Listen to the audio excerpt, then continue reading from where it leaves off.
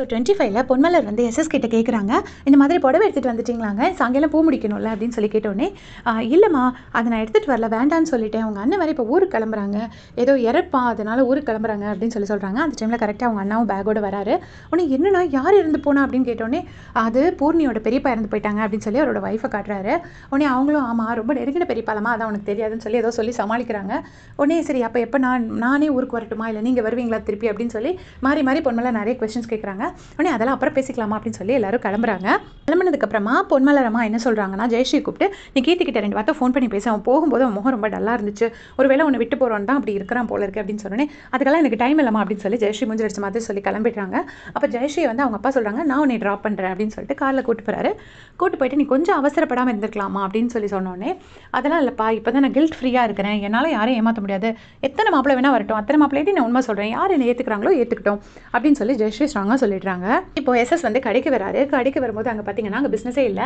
அங்கே கஸ்டமர்ஸ் நின்றுட்டு என்ன சொல்லிட்டு இருக்காங்கன்னா, இது எல்லாமே பழைய ஸ்டாக்காக இருக்குது, எங்களுக்கு இந்த ஸ்டாக் எதுவுமே பிடிக்கல, நாங்கள் வேறு கடைக்கு போகிறோம் அப்படின்னு சொல்லி கிளம்பி போகிறாங்க. அப்போ ஒரு மேனேஜர் வந்துட்டு சொல்கிறாரு, இந்த மாதிரி புது ஸ்டாக் இல்லைன்னு சொல்லிட்டு யாருமே வந்து வாங்குறது இல்லை நம்ம கடையில், அதனால நான் என்னோட ஃப்ரெண்டோட ஒரு அகமதாபாத்தில் என் ஃப்ரெண்டுக்கு தெரிஞ்ச கான்டாக்ட் ஒருத்தர் இருக்காரு, அவர்கிட்ட நான் பேசியிருக்கேன், அவர்கிட்ட பேசணும்னா நம்ம நியூ கலெக்ஷன்ஸ் எடுத்துடலாம் அப்படின்னு சொல்லிட்டு அவர் சொல்கிறாரு அந்த மேனேஜர். உடனே எஸ்எஸ் என்ன சொல்கிறாருன்னா, சரி நீ நம்பர் கூட நான் பேசிக்கிறேன் அப்படின்னு சொல்கிறாரு.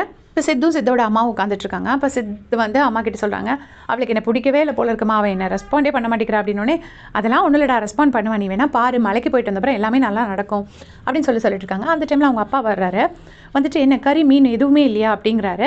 கரெக்டாக அவங்க அப்பா வந்த உடனே இவர் சித்து வந்து அந்த இடத்த விட்டு எந்திரிச்சு போகிறாரு. உடனே வந்துட்டு 2 பேத்துக்கும் அதே மாதிரி வாக்குவாதம் நடக்குது. அவங்க அப்பா சொல்கிறாரு, நீ நினச்சது நடக்காதுன்னு. சித் சொல்கிறாரு, நான் நினச்சதான் நடக்கும், இவர் என்ன பேசிட்டு போட்டோம் அப்படின்னு சொல்லிட்டு.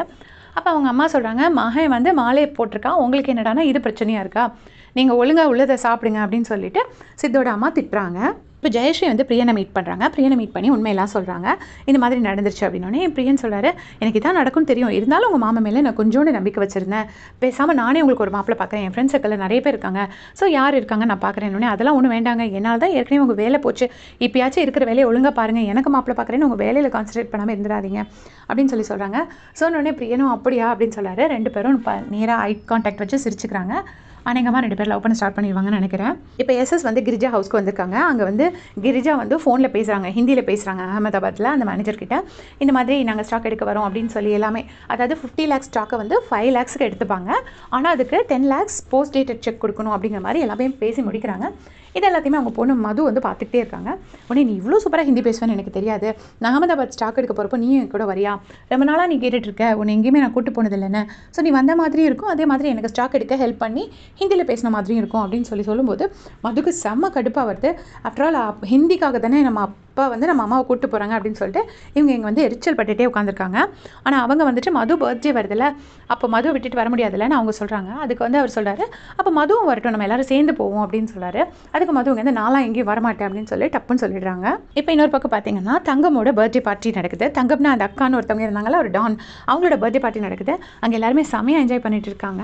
அப்போ அந்த டைமில் பார்த்தீங்கன்னா யாரோ ஒருத்தர் நல்லா குடிச்சிட்டு சொல்லுவாங்க, அக்கா உனக்கு ஒரு ஹஸ்பண்ட் இல்லையங்கிறது மட்டும்தாக்கா எனக்கு வருத்தம் அப்படின்னு சொல்லி சொல்கிறாங்க. இதை கேட்ட உடனே அந்த அக்கா வந்து செம கடுப்பாயிட்டு அவனை போட்டு செமத்தையை மிதின்னு மிதிக்கிறாங்க. என்கிட்டயே ஹஸ்பண்ட் பற்றிலாம் நீ பேசுறியா அப்படின்னு சொல்லி திட்டுறாங்க. உடனே வந்துட்டு இதை பார்த்து ஜக்குவுக்கும் அந்த சசிக்கும் ரொம்பவே பயமாயிடுச்சு. ஐயோ அக்கா நிஜமான டெரர் பீஸ் போலியே அப்படின்னு சொல்லி பயந்துட்டு இருக்காங்க. அந்த டைமில் அவங்க பொண்ணு மீனும் வந்துட்டு, உங்களுக்காக நான் ஃபிஷ் கறி இதெல்லாம் எடுத்து வைக்கிறேன், நீங்கள் மறக்காமல் சாப்பிட்ருங்க, இங்கெல்லாம் ஃபிஷ் கறி மிச்சம் வச்சோன்னா காலி ஆகிடும், ஸோ உனக்காக நான் எடுத்து வச்சிருக்கேன்னு சொல்லி கொடுக்குறாங்க. அந்த டைமில் கரெக்டாக மது கால் பண்ணுறாங்க. மது கால் பண்ணிவிட்டு எனக்கு இப்போவே உங்க கூட பேசணும் அப்படின்னு சொல்லி ஜக்கு கிட்ட சொல்கிறாங்க. ஜக்கு வந்து நான் ஒரு ஈவெண்ட்டில் இருக்கேன் அப்படின்னு சொல்லி வச்சிடுறாரு. ஸோ மதுவால் கண்டிப்பாக ஜக்குக்கு நிறைய டிஸ்டர்பன்ஸ் இருக்கிற மாதிரி தான் தோணுது. அப்போ வந்து இங்கே வந்துட்டு ஜக்கு வந்து அவரோட ஃப்ரெண்டு சசிகிட்ட சொல்கிறாரு, அக்கா இவ்வளோ டெரர் பீஸாக இருக்கிறனால அக்கா தான் என் பிரச்சனைக்கு சரியான ஆளாக இருப்பாங்கன்னு நான் நினைக்கிறேன் அப்படின்னு சொல்கிறாங்க. உடனே என்னடா உனக்கு பிரச்சனை அப்படின்னு சொல்லி சசி கேட்குறாரு. அதுக்கு ஒன்றும் இல்லைன்னு சொல்லி ஜக்கு மலிப்பிடுறாரு. ஸோ ஜக்கு வந்து அவங்க அப்பா மேட்டரில் இந்த தங்கம் அக்கா கிட்ட தான் ஹெல்ப் கேட்க போகிறாங்க போல இருக்குது. ஸோ பொறுத்து பார்க்கலாம். தேங்க்ஸ் ஃபார் வாட்சிங்.